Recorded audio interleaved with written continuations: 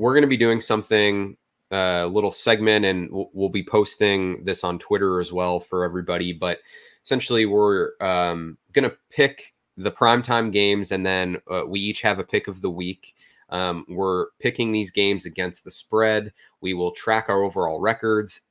If we're doing all right, maybe you want to bet along with us. If we suck, which, I mean, I pretty much always suck anytime I put money down, then you can just start fading our picks and work it out that way.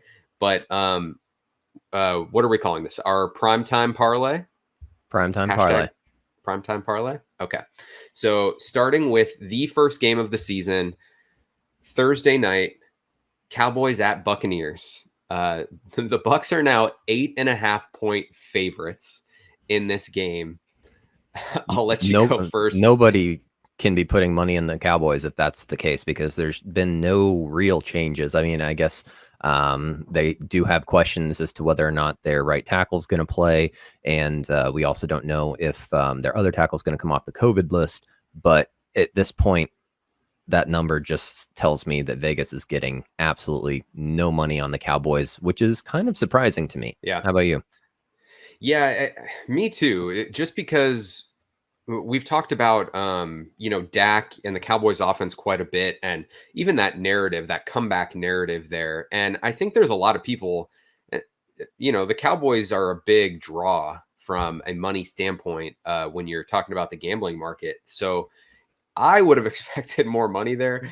I think people are a little scared off, and frankly, I am too, by the fact that the Buccaneers are returning all 22 starters, and even more when you get into like just contributing players on that roster. I'm picking the Buccaneers, even at -8.5. I think looking at them last year, so they got off to a somewhat slow start, and then they really got the ball rolling later on. They were incorporating Tom Brady newly into that offense and a lot of new pieces. The fact that they're just hitting the ground running, returning all their guys, and the Cowboys, we know Dak hasn't played in a while. Maybe he'll be rusty.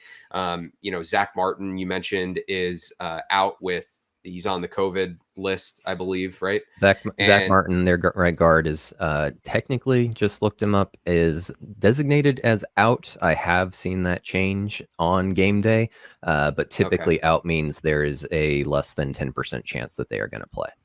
Yeah. So to me, all those factors, the Cowboys defense, not necessarily being a fearsome unit, the Bucs at home.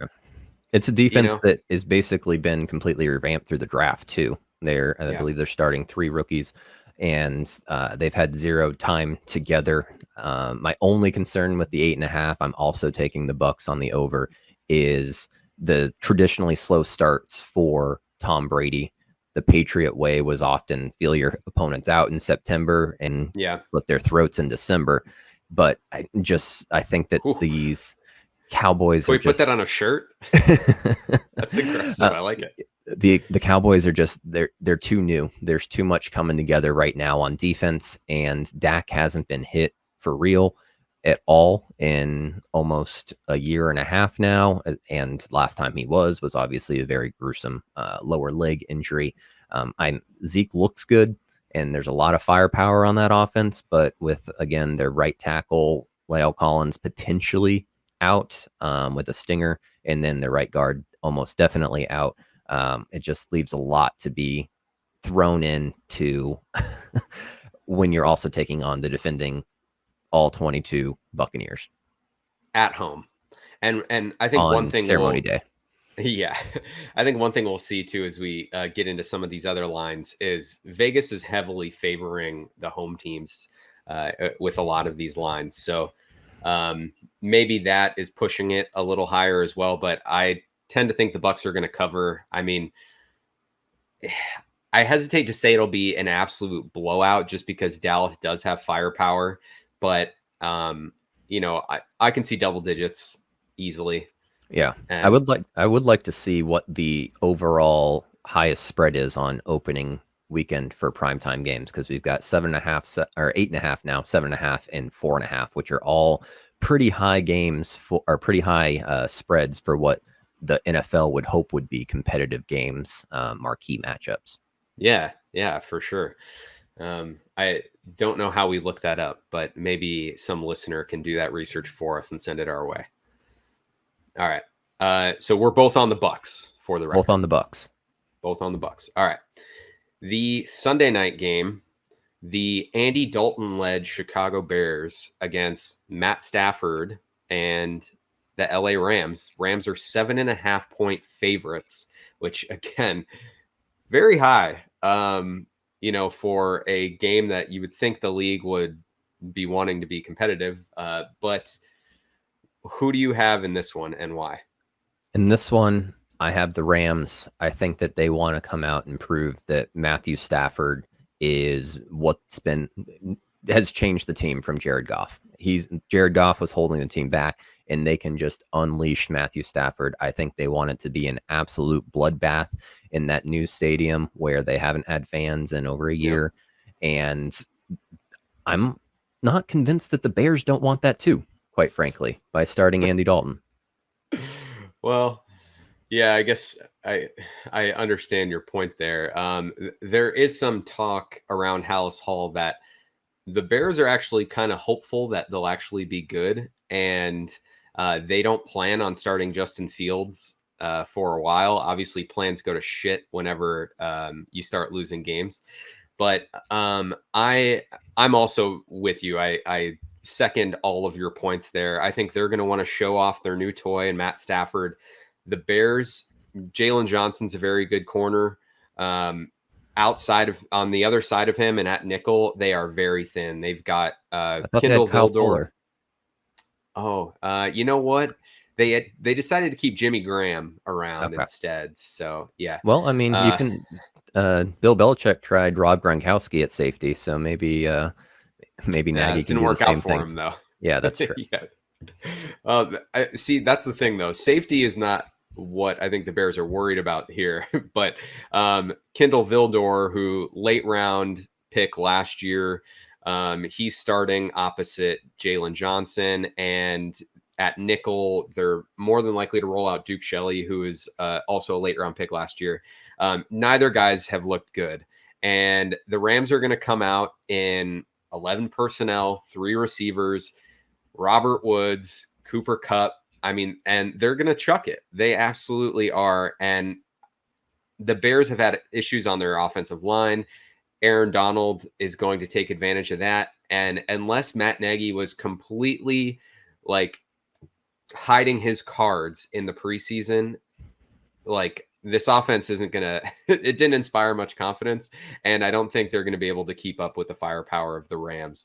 No. So I'm with you. It's going to be a shit show, honestly. And you've brought up before, possibly even to the point where we see Justin Fields in the second half of this game. Yeah, once Donald's on the bench, they finally reel out Justin Fields. Is there any facet of the game where the Bears are better? Maybe linebacker?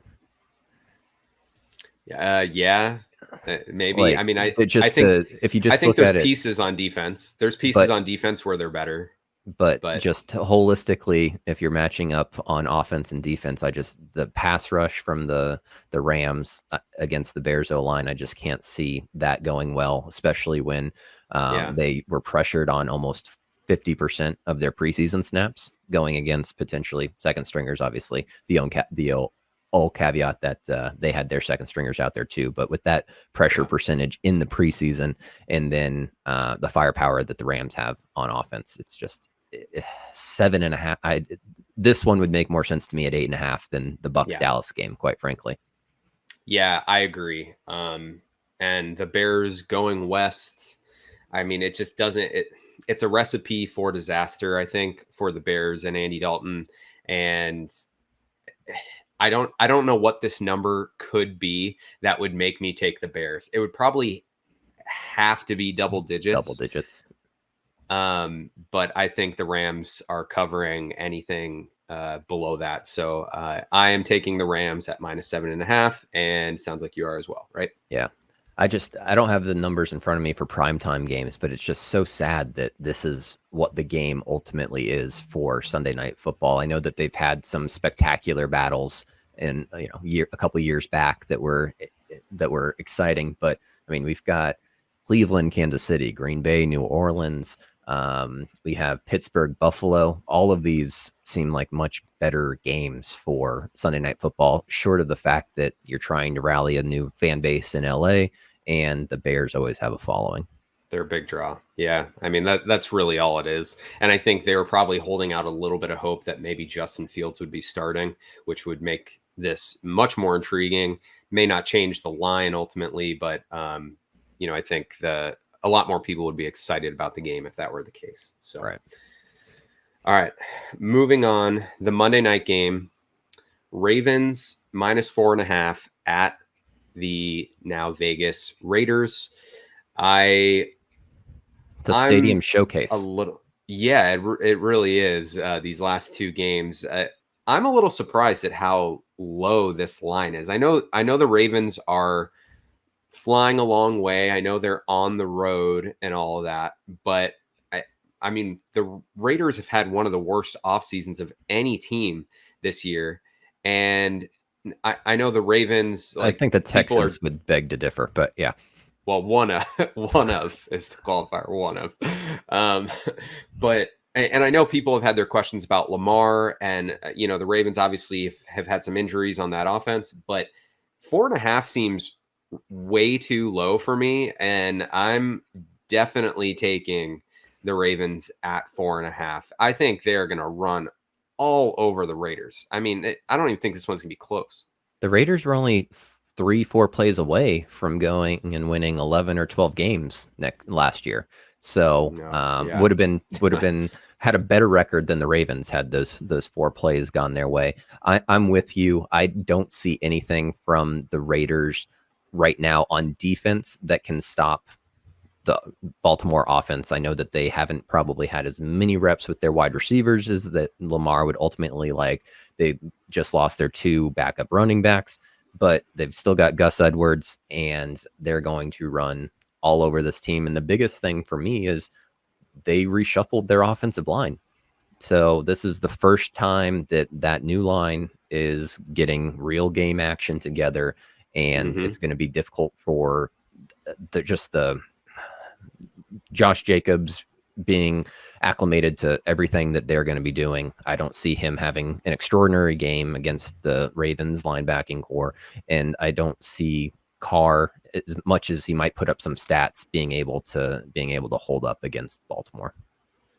Yeah, I mean, I know you're not high on Lamar, certainly not as high as I am, but uh, one thing that I look at when I'm looking at betting lines too, a lot of times, is who has the better quarterback, because that a lot of times is what swings these matchups. And I mean, Lamar is especially as constructed within these offenses, is the better player. I mean, Derek Carr's not bad, but you mentioned the offensive line issues. If the Ravens get out to a lead and they can tee off on Carr on that line, I mean, the Raiders are fucked. And yeah, that's the key to the Ravens typically, is get ahead and just continue to run the ball and rely on your defense to take care of their job. And I don't think that that's going to be an issue for their defense in this game.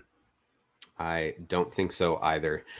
So I mentioned I'm taking the Ravens at -4.5. Where are you going with this one? I'm also going Ravens -4.5. And I know we had discussed on our bold predictions podcast that I had considered dropping the Ravens out of the playoffs altogether. With the Le'Veon Bell signing, I'm going back on that. I think that actually shows that they're willing to change the way they run their offense to an extent, because pass catching backs have never been a part of what they do. And I think that's a totally new dynamic that they can lean on Le'Veon Bell for. And I think that offense will be scary. I'm actually going to put them ahead of the Browns overall right now, should Le'Veon ever elevate above the practice squad. Yeah, that's kind of my question. I'm sure he will see time on the active roster, but Le'Veon's run with the Chiefs last year was uninspiring.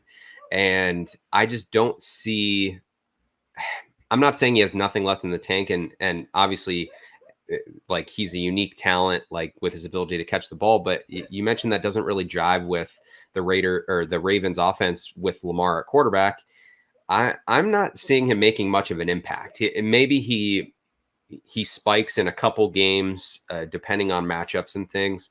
But I'm not necessarily seeing him as difference maker. But I'm not sure when the news came out of the Latvius Murray release, but he seemed to fit their scheme much better if they were to make a veteran signing. yeah, And that was maybe the ink was already dry on 75% of the pages. I don't know how long NFL contracts are. My agent took care of that for me. But short of that, I would have thought that Latvius would get some consideration, and the willingness to go to Bell makes me think that they might say, well, maybe Lamar has been figured out, and maybe we do need to do something different, and maybe Le'Veon is that answer. Yeah, I mean, they definitely invested in that receiver group quite a bit in this offseason, and I think they understand that they need to change the way they do things if they're going to take that next step. So maybe Le'Veon does see some time. I still think they're going to lean heavily on Gus Edwards, and Gus has never had more than 160 carries in his career. Fresh legs, baby. Fresh legs. Le'Veon sat out a year, barely played last year. He's got fresh legs too. The freshest running back by committee in the league. Yeah, there you go. All right. So we're both on the Ravens. We're going to move on here to our picks of the week. So each of us is going to take a game and pick a team and give you our reasons why. So we'll be putting ultimately each of us 4 picks out each week. We'll be keeping track of our overall records, like I mentioned. So Toaster, I'll let you go first with your pick of the week. I'm taking the 49ers at -7.5 versus the Lions. And my reason is the Lions. Yeah. I don't think you need to expand on that. No, I think everyone understands. There's a lot to prove. Kyle Shanahan's not one that holds back either. I think that he likes to get his offense in a groove, and whether they're up by 40 or 7, they're going to run at the same speed that they typically do. It's a big game for Garoppolo to get some of the Trey Lance talk off his back. If he can get on a little happy win streak to start the season, then that dies down a little bit, the clamoring to put in that rookie right away. To your point with Andy Dalton, right? If Andy Dalton goes out and starts 5-0, nobody's going to be clamoring for Justin Fields when he's now 5-2. Well, actually, That's not true. It's the Bears, but their fans will definitely be doing that. But he'll still be getting booed every interception. Exactly. But no, I think the 49ers just want to get in that groove. They're in a very competitive division, and they need to get this isn't a practice game, warm-up game. They're not sitting their starters after 2 quarters because they want to stay fresh. They're going to say, let's get this cohesion and prove that we're going to be in the upper echelon, first to worst potentially, and they have a good opportunity with the record that they have. See evidence number 1, they play the Lions week 1. They're playing the Lions. Yeah, exactly. Yeah. Like that 4th place schedule is going to be clutch for them, like you said in the last podcast. Yeah, I mean, this is really the perfect start for the 49ers. You mentioned Shanahan wanting to get things going right away. Even in the preseason, we saw the 49ers not do anything crazy, but like definitely more exotic scheming with a lot of their run blocking and a lot of the stuff to open up like that first big pass for Trey, right? Mm-hmm. Is like a very schemed play that you're not generally running in the preseason. And then even in their last preseason game, we got to see some of that 2 quarterback system. Shanahan's putting that in people's minds that, hey, this is what it's going to look like. So you need to prepare for it. I'm with you on this, and 7.5 again, big line, especially for the away team, but it's the Lions. Do you think we'll get to see it? I think we'll see Trey Lance in a couple, running design packages within this game, but do you see him taking over and running a full drive at any point? I for the I Niners. don't at this point. I'm not sure where he's at with his finger. He was Yeah, that's questionable true. for week 1. I think that this Hmm. actually might be the game where they just say give Garoppolo the keys and say this is your kingdom, show what you can do. But the 49ers are 2 years removed from a Super Bowl appearance, and they're going up against a first-time head coach, a quarterback on a new team, a receiving core that basically doesn't exist anymore. They cut their most expensive free agent acquisition earlier this offseason. So I there's nothing behind the Lions right now that can make me think that they can stay within a touchdown and a point of the 49ers. No, I am with you on that. All right. And my pick of the week is the Denver Broncos -2.5 against the football Giants. This is really weird to me. -2.5. And again, I realize Denver is the road team, but the Giants like are a dumpster fire. Daniel Jones, Daniel Jones is a mess. I know they're likely to get Saquon back, but they're not gonna like go full bore with him yet. I mean, they're gonna ease him back in. They're definitely gonna have him on a pitch count. And the Broncos, okay, so Daniel Jones' bugaboo, right, is turning the ball over. The Yeah. Broncos defense is Yes. fucking legit. I mean, their secondary is incredible. They have Von Miller healthy and Bradley Chubb going to pin their ears back and just attack Daniel Jones. I mean, this game could get ugly. Yeah. And for some reason, it's within a field goal, the line. I'm very, very surprised by that. So I'm all on this train. I'm hammering this game. Maybe I'm gonna look like an idiot, but like this just seems too good to be true to me. Yeah. Once I started understanding lines, not to scare any of our viewers away from my Hicks, this made no sense to me that Denver was that close, especially with and just again look at what they have on offense too. Yes, Teddy Yeah, Bridgewater's back there, but he was one of the best quarterbacks in the preseason. He's throwing to two potentially elite, one very good wide receiver, and that backfield with Melvin Gordon and Javonte Williams is going to be it's awesome. a freaking 1-2 punch that a lot of people are not going to appreciate. I will say the Giants' defense is better than maybe the perception of them is, especially at corner. Mm-hmm. They're very good at corner. James Bradbury is very good. So from that standpoint, it's like I understand that they could keep it close. Because they have a good defense. And if you look at the total of this game, it's 41.5. It's really low. So Vegas is definitely expecting this to be a low scoring game. But I mean, I just don't see how the Giants are going to do anything on offense. That's where I'm at with this. I mean, the Broncos could score 10 points, and I think that could be enough to win and cover in this Right. game potentially. Yeah. So I'm on the Broncos with this one, and that is my pick of the week. Yeah.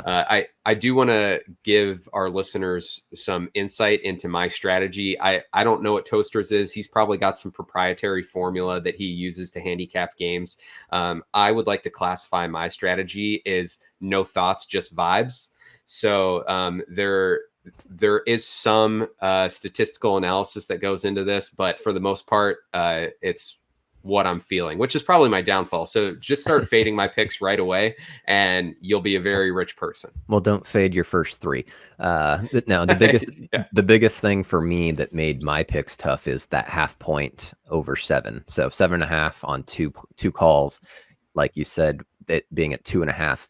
On the positive side of that, 0.5 differential is just such a big thing. Right now, it's a field goal and you're good versus having to score a touchdown and probably a field goal or missed extra point, something to make it happen. So, yeah, never actually parlayed before. So looking forward to legalized and responsible gambling in the state of which I live, and we will Which will remain hidden for forever. Yeah.